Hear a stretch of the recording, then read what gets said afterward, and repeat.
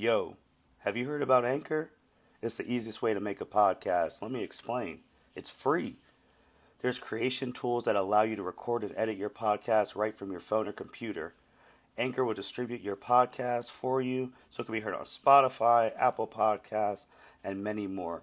You can make money from your podcast with no minimum listenership.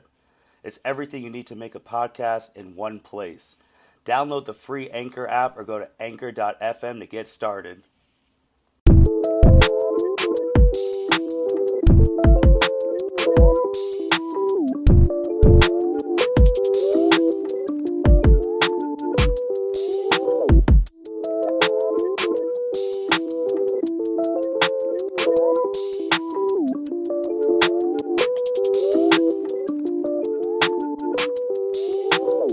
Welcome, everyone, to the L7C podcast. Today, we are going to be talking some superheroes, and we have the captain with us, Byron Mitchell. How you doing today, sir? Doing good. You know, I had to come back and talk about these superhero shows. Yeah, man. It's been a while since we've done a superhero hour, as I like to call them, a superhero pod. It's been a minute. I think the last one we did was for Disney Investor Day, which was December. Yeah, last time was Investor Day when they were dropping all those dates for all those shows and some trailers and all that. So it was December and it's March. So it's been a minute. And March typically is a superhero month. So it's a good thing we're coming back this month. Yes, sir. So we got a lot we're going to be hitting on today. We're going to be talking about some WandaVision because that just ended. We're going to be talking about the Justice League Snyder cut that's coming, Winter Soldier and Falcon and Winter Soldier that's coming. We're going to be talking about the Arrowverse, how they're in full go right now. More particularly about the debut of Superman and Lois and the shows going forward. We're going to hit a little bit, too, since it's a superhero thing, about the Marvels Avengers video game, because they have DLC coming in the same week as all this other stuff that's coming. So there's a lot to go over. So let's first start it off with WandaVision. WandaVision was the first MCU show on Disney Plus, and it just concluded this past Friday. And we're going to do non-spoilers for the people who haven't watched it and all this. We're going to do the best we can. So, Byron, man, being the first one that the MCU is putting heavy money on. Me and you, we've watched Daredevil. We watched Jessica Jones. We watched all of those. Those were in the MCU, but they had no prevalence to the movies. The WandaVision was the first show that has true connection to the movie. So that's a lot of pressure. So, man, and you were out there every week talking about what you liked, didn't like, stuff about the episode. What do you think about it overall now that it's over? Overall, I thoroughly enjoyed the show. It was a mystery / thriller that just kept my interest every episode. I mean, it did start off slow, but after the third episode, just kept you hooked in and didn't let you go and kept it going until the very finale. Mm-hmm. And this one, because they were did they start off like 30-minute episodes and they got up to like an hour or so, like the last couple episodes? Yeah, I think the first two episodes were either 25 minutes or 30 minutes, and this last one was 50 minutes altogether. And then just for the people who, again, connection to the movies, this technically takes place 3 weeks after the events of Avengers Endgame. Yes. So I don't know how quickly Spider-Man Far From Home was to Avengers Endgame, because it's probably around the same ballpark. I would think so, right around that 3 weeks to a month mark. Mm-hmm. So that's crazy, and the thing's been getting rave reviews, the sitcom style. Scarlet Witch and Vision's actors, Elizabeth Olsen, Paul Bettany, they've been doing great. And they put a lot of money and time to these shows. So with this one being done, I mean, was the hype worth it? It definitely was worth it. To me, I think it lived up to the MCU hype. It was rewarding for fans who have been dedicated to the MCU since day one. It was kind of a love letter to the fans of the comic books, because there was one episode when Wanda and Vision had the classic comic book looks. So I think it was a very good season. I think it lived up to the hype. Hey, that is good to hear. And there's a whole bunch of surprises, spoilers, things of that nature that you're going to have to watch for yourself. We're not going to spoil it for you. But Byron, with this one being done, is there a possibility of a WandaVision 2? We know Wanda is going to be a heavy focus in Doctor Strange's second movie coming out. Like, do they leave the door open for that, or is this just a one-off? I mean, they could potentially do a second season, but the way they ended it, it would be fine as just a one season, one-off type thing. Got you. And when the last episode ended, did it have the typical "don't click off when the credits go on"? There's some end credit scenes. Did it still have that MCU type thing? Yeah. So the first 6 episodes didn't have any mid-credit / end credit scenes, but episodes 7, 8, and 9 definitely had to watch at the end for little MCU end credit scenes. Well, and then the last one had 2 end credit scenes. Okay, 2 end credit scenes. Be on the lookout for those. But from this one that just ended on March 5th, 2021, let's switch it up to the next show that's next in line for the MCU, which is the Falcon and Winter Solider. That one's coming out, I believe. Yep, it's coming out March 19th, so in a couple of weeks. And that's going to run 6 episodes until April 23rd. So how many episodes were in WandaVision? Is that less than this or more than that? Or Wanda had 9, Falcon and Winter Solider have 6. Okay.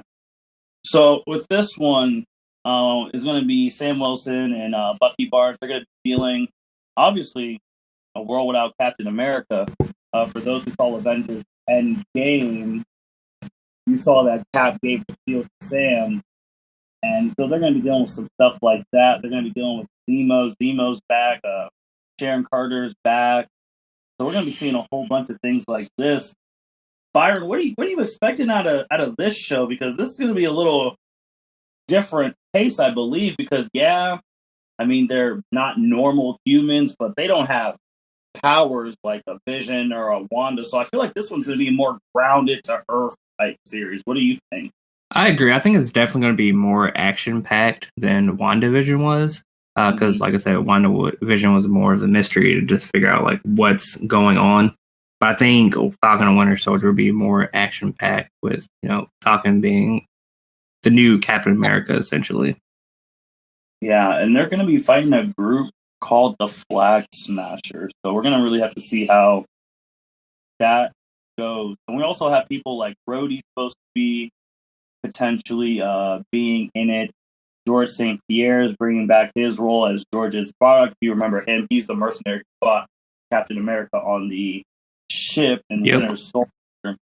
And there's some other people, and we don't know what's going to be happening. Zemo's back because he doesn't want the world to have superheroes. And in this one, he's finally going to be wearing his purple mask that he wears in the comics. Sharon Carter being back is going to be very interesting because if people remember, she's Peggy Carter, Steve Rogers' love interest. That's their niece. So, and she's been on the run since Civil War. So we're going to find out where was she during all the shenanigans of Infinity War and Endgame. And they also got this guy named Riot Russell, who's going to be playing John F. Walker, who's a militaristic successor to Captain America created by the U.S. government. Obviously, which I'm going to be mad if it's still the same case. Like, we have the Accords in place, but the Accords didn't matter when like Thanos was around. Because with this military version, they're just like, this is our Captain America. He follows our rules, military, all that jazz. I feel like they still would have the Accords in place since they have this new guy called the U.S. agent.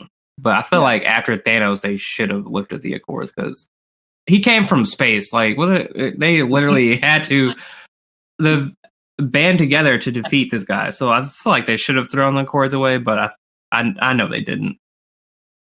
Yeah, so it'll be interesting, man, because this is going to be Sam's first time leading, and he's not going to be Captain America sidekick, and also Bucky. He's going to have to deal with the 21st century without his buddy Steve. So there's going to be two people who they don't like each other that well, either dealing with the common loss of Steve. And I'll be interested to see what movie this series leads into. Like, are we going to see it? We know Rhodey's coming, and we know Rhodey's getting his own show as well. But are we going to see other Avengers pop in? I mean, I think it would be nice if they had other Avengers popped in, but I just think it's going to be solely focused on Falcon and Winter Soldier. Just like WandaVision was just focused solely on WandaVision. Right, but Wanda had people who were connected to like other Avengers. Like they had Darcy, who was connected to like Thor and James. Yeah. And they had Mario Rapino, who's going to be like connected to like Captain Marvel 2, and like and Jimmy Woo, who was dealing with Ant-Man. So there's some people there who it'll be interesting, man. And then we'll stay on Marvel for one more before we switch to DC. Marvel's Avengers, since we're talking about the Avengers, their DLC is coming out, I think, that same week, the 16th? March 18th. March 18th. So, gosh, those 2 days are going to be, oh boy, they're going to be jam-packed. Because March 18th, they're dropping the Hawkeye DLC. We're going to finally see how Hawkeye fainted at the end of the last Kate Bishop DLC. So we're going to continue that story of Hawkeye trying to save the future. We're going to get Old Man Hawkeye. And that story is going as well. And that story is different from the MCU, but it's a very intriguing story. I think the story is like the best part of that game. The story is the best part of the game. That's why I keep coming back to the DLC. Because the way they have the DLC set up, it actually furthers the story. I know like some DLCs and games are just like a subset of like the game, but these DLCs actually have furthered the story of the game, and I think that's really neat the way they're doing it. Yeah, it's really cool. It's just the only thing that really sucks about the DLC is it takes so long to get out. Yeah, hopefully I know most of it was due to COVID. Like everything got slowed down and shifted around. So hopefully they'll get in a good pace where it's not so long between DLCs. Because I think Kate came out in December and now Hawkeye's dropping in March. So hopefully the next one will drop like May or June. Mm-hmm. Yeah. So hopefully, man, because once we're done with the Hawkeye one, we're gonna see who's next. Like what Avenger do they tease at the end of that one? Is that do we go in space? Do we stay on Earth? Like I'm excited, man. I'm so excited to be able to pick that game back up in a couple weeks. That's gonna be in a superhero week because that comes out the 18th. Yep. So that comes out the 18th. Falcon and Winter Soldier come out the 19th, and probably to overshadow both of those, probably going to be the biggest thing, maybe in pop culture that week. Zack Snyder's Justice League. That comes out on March 18th as well. And that is going to have the whole world talking because since 2017, when the Justice League came out to theaters, we heard the rumbling of a Snyder Cut. No one believed it. And it popped up every year. And then it was so recently where the real actors like Ben Affleck, Gal Gadot, Jason Momoa were all saying #release the Snyder Cut. And we're like, if the real actors are saying it's real, then it has to be real. And then finally they said, HBO Max, we're dropping the Snyder Cut. And it's coming out March 18th. Promotions have been crazy. The trailers, you've even said in our message, they seem like a whole different movie. It's going to be broken up into 6 parts. So you can watch them all, or you can watch a part, take a break, whatever. But because this movie together is 4 hours long. This is a big one. Like probably the longest one ever. So Byron, man, the hype, this movement, it shows what fans can do. But man, the hype for this is real because this has a lot to prove. Yes, it like you said, I've mentioned this many times, where like just watching the trailer, it feels like a totally different movie than the one they put out in 2017. And I think that's what has me most excited, is to see how different this movie plays out than the one that was released. I just feel like this is the movie that it should have been. Maybe not 4 hours long, but I just, from the trailer, it just feels like this is the movie that it should have been. I agree 100% with you. And I think the thing that really that pushed this hype to the next level was not these little trailers doing for each character, which have all been good, but that trailer where it ends, we live in a society. Yes. And you see him saying that, and he's like, "Isn't that right, Batman?" Turn around and see Jared Leto, Joker, long hair. Everyone goes, "Oh my God!" And that just set things ablaze. Yes, I was not expecting him to be in the movie at all. No, me either. And that's new footage, because if you remember, the reason Jared Leto's Joker got some flack, obviously, it was the first Joker after Heath Ledger, so anyone right after Heath is going to get slack. Yep. But his Joker had like short hair, gangster type thing, and Suicide Squad just wasn't killing it. It wasn't at all. But just that one line, though, we live in a society, and you see long hair Joker in the cop vest, you're just like, oh my God. I'm very interested to see how this Joker plays out from the Suicide Squad Joker. Because I feel like in Suicide Squad, I feel like some of his scenes were cut shorter than what they were supposed to do. I feel like we got a very different version of the Joker than what was actually filmed.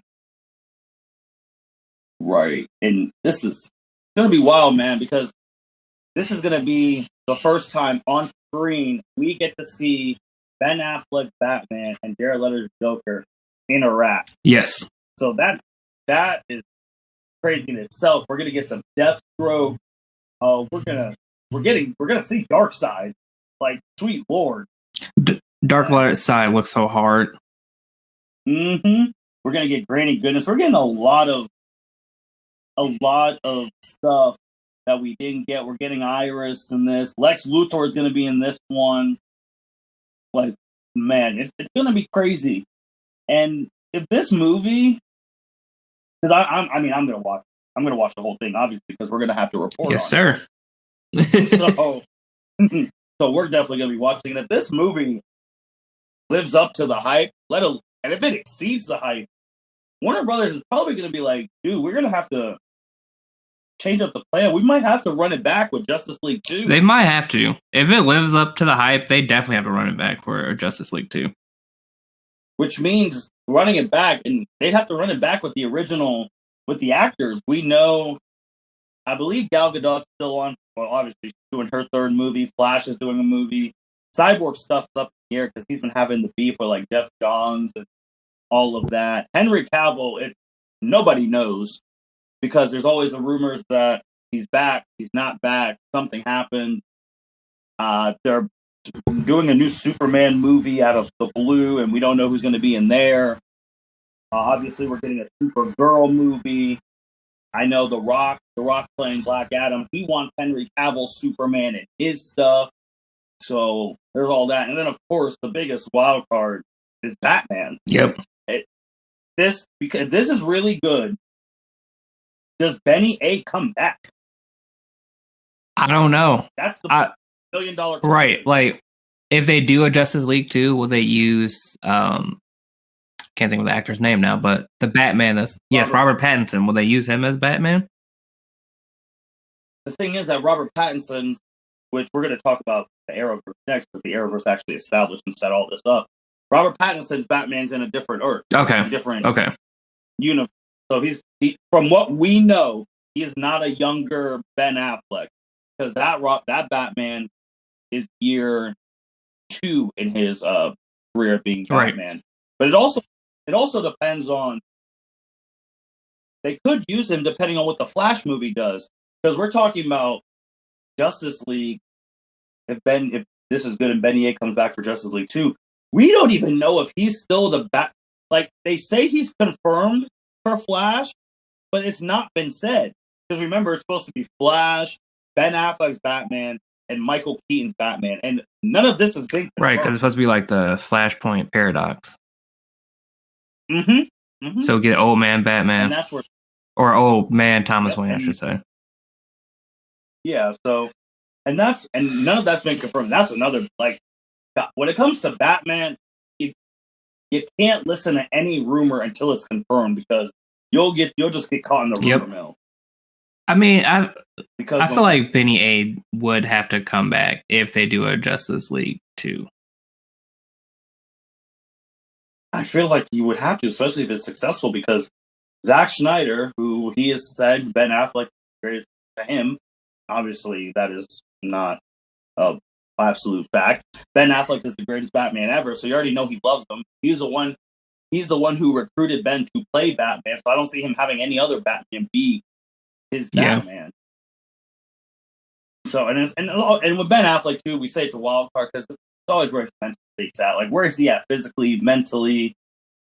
Because remember, he was supposed to be writing that Batman script where he was supposed to have a fight with Deathstroke the whole movie, and I would have loved to see that, but his personal life and all that pressure just got to him, and he couldn't do it. So then we have Robert Pattinson, who's already signed on for 3 Oh, I didn't know that. As Batman. Yeah, he's already 3, and he hasn't even done 1.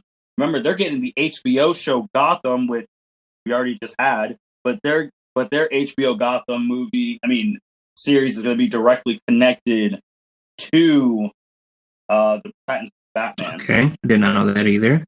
Okay. Yeah, it's wild, man, because I want this to be super successful, but then if it's Omega successful, they're really going to have to.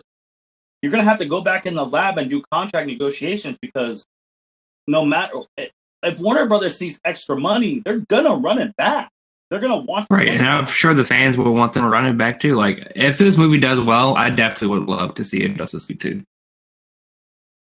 Yeah, because you want to see Darkseid in action. And like from the Darkseid from like the animated movies, he's so in movies. Mm-hmm. And like, we're thinking too, I also forgot to say, we're finally going to get the Martian Manhunter, like, alien version. Because remember, he's the defense guy from Man of Steel, and he was shown in Justice League a little bit. But we're finally going to get his alien version. Harry Lennox plays Calvin Swanwick and Martian Manhunter. So we're going to get Martian Manhunter version. We're supposed to have some superhero cameo at the end of this movie that no one saw coming. So I'm really interested in that. So, man, I depending on what this movie does and what Flash does, that's what's beside DC's future. Yeah, because I know they have Aquaman 2 coming. You got Wonder Woman 3. They have the Flash movie, Shazam 2, Black Adam. So they got some movies. They got some movies lined up. Years. I think Black Adam's going to do fine financially because it has The Rock, and The Rock's fame will come no matter what it is. I just want to see how good it'll be, and you already see he's getting the best shape of his life. Wonder Woman 3, they already signed on. Gal and Patty, we'll see, because that's supposed to be in present day. Aquaman 2 will be big because he's also supposed to get like a HBO series about like the trenches or whatever, like thing. And Aquaman 1 was the first DCEU, so the DC Extended Universe, first one to get to $1 billion. I mean, it was a good movie. I've watched it a couple times. It was. Mm-hmm. Shazam 1 was really good. For Shazam 2, there you got all back, and you got to have Shazam long enough so when Shazam and Black Adam, because they're arch enemies, to finally clash. You got to have that. So yeah, man. Depending on how, there's a lot, man. There's a lot of promise with the DCEU right now. I know it started off super rocky, especially Justice League. That was BVS was a real rock bottom. Then Suicide was a rock bottom. Justice League, now we're getting a whole other movie because of rock bottom that is. But ever since Wonder Woman 1, it has picked up a lot. Wonder Woman really set the motion for the DCEU. Yeah, so they've been hitting. But let's talk about the real DC universe around here, the connector of all, the Arrowverse. GOAT. Arrowverse is back in full swing. Black Lightning season 4 is going strong. Flash season 7 just started this week. It's going strong. We already got dates for Supergirl season 6 coming out March 30th. We have Legends of Tomorrow and Stargirl coming out in May. Both are May, if I'm right. I know Legends is May, but I'm not 100% sure about Stargirl. I know they said early summer, so May or June. Yeah. Mm-hmm. But the biggest thing right now, and Batwoman season 2 is blowing me out. It's beyond what I thought it was going to be. Season 1 was nice. But season 2, it's really surprising. The same. A lot. I like the new Batwoman. Ryan Wilder. Mm-hmm. Mm-hmm. She's killing it. But the biggest thing right now, man, we had the debut of Superman and Lois. And it was one of the biggest debuts on the network ever. I think it was the biggest rating since Crisis of Infinite Earths. One of the episodes, the Flash's episode. Which, man, if you could top Crisis on Infinite Earths, you got a real special thing.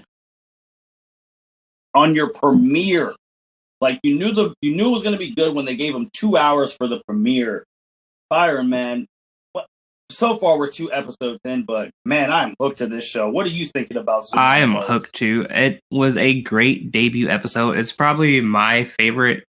Like that first 5 minutes is probably my favorite intro to any Arrowverse episode ever.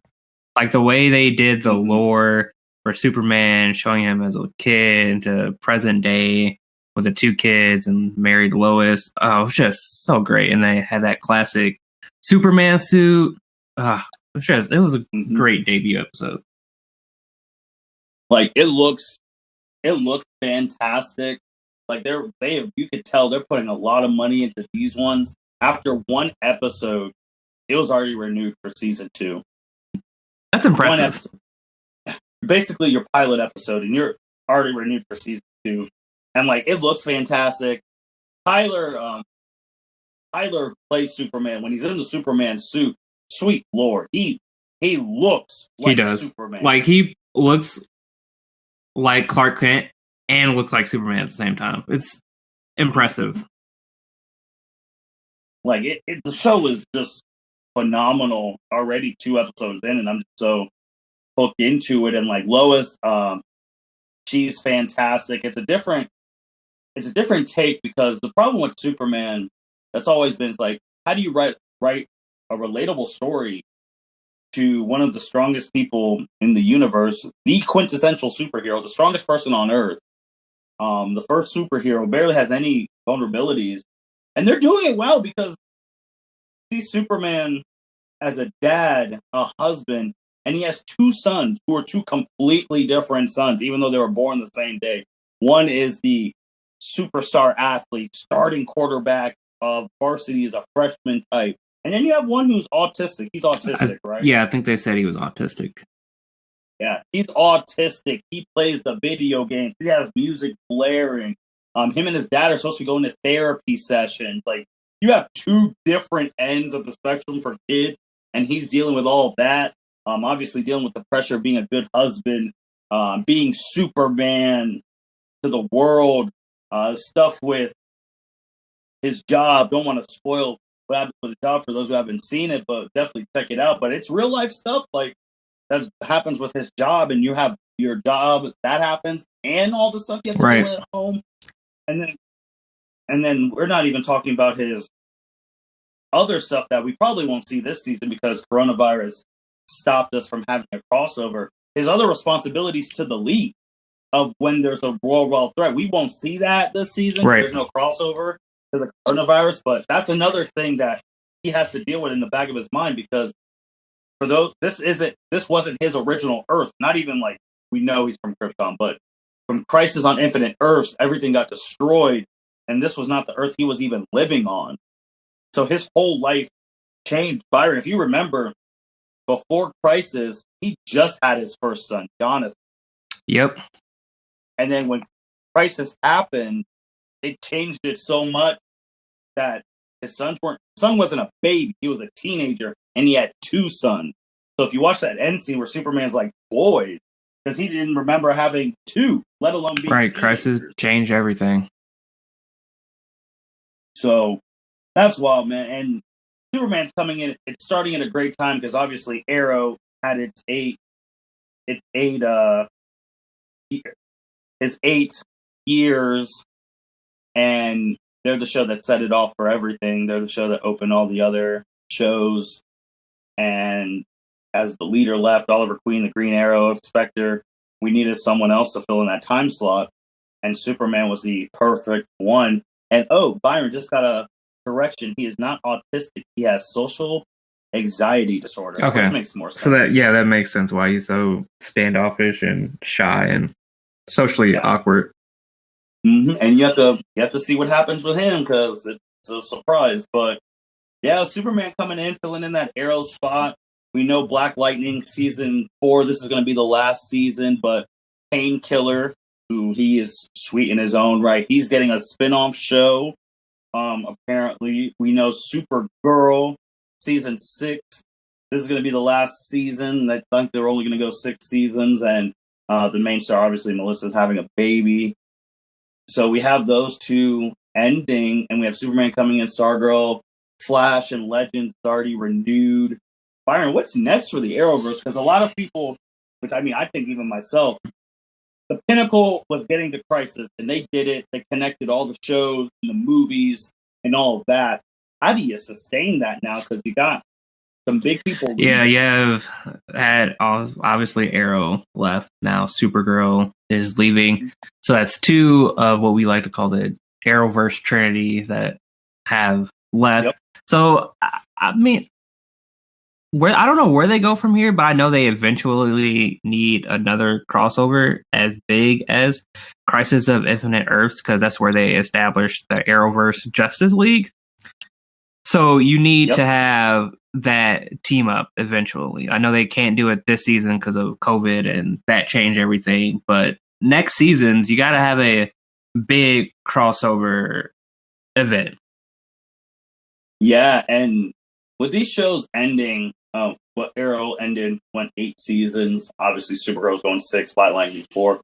The shows are ending, but I've read it doesn't mean that they're the stars. Like they could still pop up in other people's shows. Which kind of that's what one of my major questions was when they decided to do the Arrowverse Justice League. Like, are other heroes going to pop up at other people's shows? Like, what's going to happen with that? Mm-hmm. No, man, that's true because we haven't seen it, and COVID really messed it up. I would have loved to see how they build off that because they would really don't know what episodes have been filled for Superman and Lois, but they gotta have. I feel like they gotta have an episode where Melissa, Supergirl. They got to, because in season 2, that's when we see Superman for the first time. I think he was in episode either the first or second episode. So with her leaving, she definitely has to show up somewhere in Superman. Just like, I just want to know how they're going to explain her leaving in Supergirl the last season, like season 6. Well, yeah, we don't know how that season's going to end. It can end on some happy stuff and Supergirl, and then they just stop making episodes, but the characters show up on other things of that nature. But me personally, I think what the Arrowverse can do now, they can open it up for the next generation. So let's say, I've been thinking about this for a while. Legends of Tomorrow deals with time travel, right? Legends of Tomorrow, if they had to go into the future, they would be the perfect backdoor pilot for, we're just going to say it now, for a Batman Beyond show. That is true. Because they have teased future heroes, like with his daughter becoming Green Arrow. They've teased that. Mia, yes, thank you. Yeah.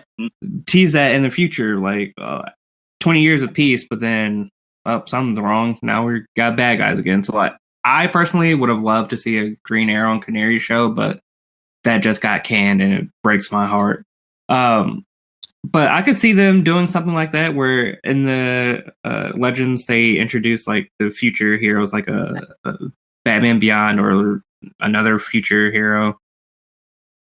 Yeah, they can do Batman Beyond, Booster Gold, things of that nature. Legends always has like just a ragtag group of heroes, so they can always introduce other ones. And Green Arrow and the Canaries was so interesting because we only got the one episode after Crisis, and we see that people are selling pre-Crisis memories, and that's the biggest mystery of like who has access to this stuff and how. And you're seeing how Mia has to deal with trying to carry her dad's legacy because she gets her pre-Crisis memories back, and they realize that Oliver, I mean, her dad is not just the hero of Star City; he's the hero for the world. Even higher than that, he's the hero for the multiverse. So how do you live up to that type of legacy? Like she I believe said the same Spider-Man line that he said in the Far From Home trailer. Everywhere she goes, she's reminded of him. Like the statue of her dad, like the pictures, the news clippings. So it would almost be the same as like how Peter is trying to live up to Iron Man after Iron Man sacrificed himself in Endgame. The same way Mia tries to live up to her dad after he sacrificed himself twice. Yeah, and I would have loved just to seen that, especially with like the pre-Crisis memories. That's just like the biggest mystery, and I need an answer to that. And the fact that I won't get an answer to that just frustrates me. Yeah, but do you think now that we have 2 other shows leaving, do you think they would think about bringing it back now? Because unless they have another show we don't know about that's going to come in the work, still praying for John Diggle Green Lantern show. Still praying for that. But do you think they have other shows? I feel like they would have to because Supergirl's leaving, and then you have Black Lightning leaving. So that's 2 shows that need filling. I know one of them is going to be that Painkiller show. So what else is going to fill? So either you need the Green Lantern show with John Diggle or Green Arrow and the Canaries. Either one I would be fine for, because I definitely would love to see John Diggle take up the Green Lantern mantle. Yeah, and also I know they have to be thinking, because Grant put in his Instagram post, they're closer. Flash is closer to the end than it is the beginning. They already got approved for season 8. Like they're going to season 8 next year. And they're going to, and Legends is going to season 7. They're the last of like the old guard still left. Like, so like after those 2, the most seasoned show, which is going to be wild to think about, will be Batwoman season 3. Wow, yeah, that's going to be the most season show ever. Yeah, the Superman and Lois will be season 2. Stargirl season 2. I'm thinking it'll probably get renewed, so that'll be season 3. So they'll be tied. Those 2 shows that like just came out will be the most seasoned shows on the Arrowverse once Flash and Legends are gone. That is very crazy to think about. And we don't know how much longer Flash and Legends are going. I feel like they're going to try and run Flash for as much as they can because, like you said, he's the last of the Arrowverse Trinity left. We don't know how Supergirl's going to get written at the end, but we know Green Arrow has passed away to save everyone. So it's wild, man. And with DC too, Crisis showed us you never know. Like, does Grant's show end the same time that the Flash movie comes out because he shows up in the Flash movie like Ezra? That would be crazy if they did it like that. Like I feel like you gotta have Grant on there since Ezra was the biggest superhero shocker. Yeah, I never expected them to pull the DCEU into the Arrowverse. Yeah, there will be no superhero shocker bigger than that ever, unless one of the Arrowverse people show up on the movies. But no one saw that coming in. It broke the internet. The way they tied like all the DC shows together in Crisis of Infinite Earths was fantastic.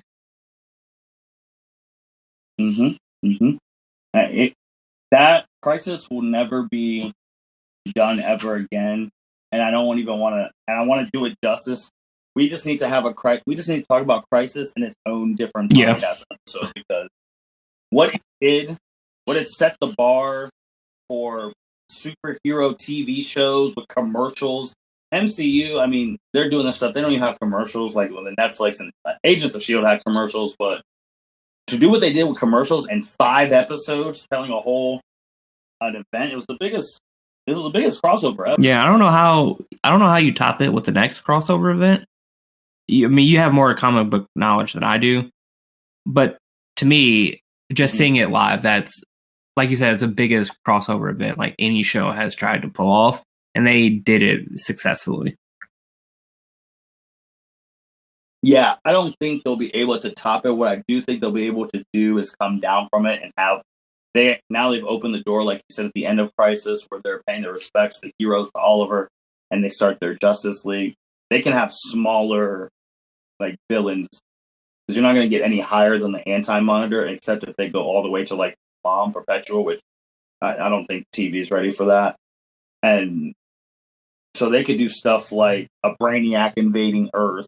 Yeah, and they've hinted that in Supergirl with Shot going into the future to stop Brainiac. And I was hoping they would do that, like either show like future episodes of them like stopping Brainiac, but I would actually love to see Brainiac in the Arrowverse. Yeah, man, there's a lot of villains they can pull from, but once they do a Crisis, they're going to come down unless they have a plan.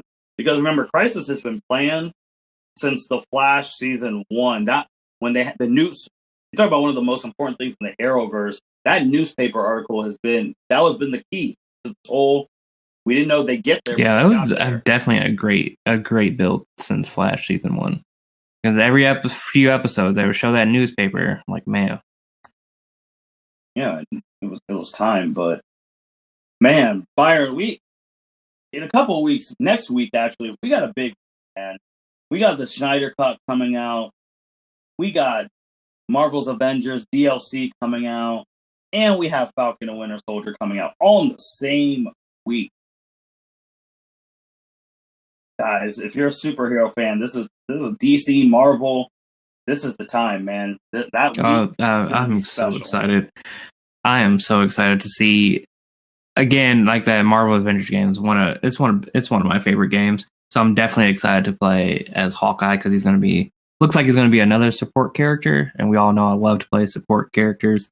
And then you just have Snyder Cut 4 hours. I'm definitely going to have to set aside a block to watch all 4 hours in one sitting.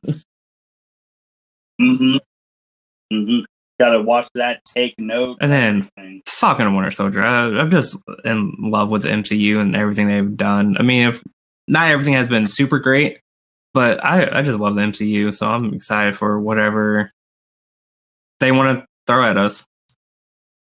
Yeah, so it's wild, man. But Captain, man, you got anything else you want to say before we? If you haven't watched WandaVision, watch it. You will be thoroughly enjoy it. You would love it. And the season finale of it is just great. The way they pay homage to and reward the fans. So definitely watch it. And then, of course, definitely watch all the upcoming shows in the next couple weeks. Hey, you heard the man. All I'm going to say, just to play off of Jared Leto, we live in a society where if you're not listening to the L7C... You're missing some gems. That's what you're doing. Hey, we live in a society. You need the L7C podcast, and those people out there who are listening, subscribing, liking, all that stuff, we appreciate you guys.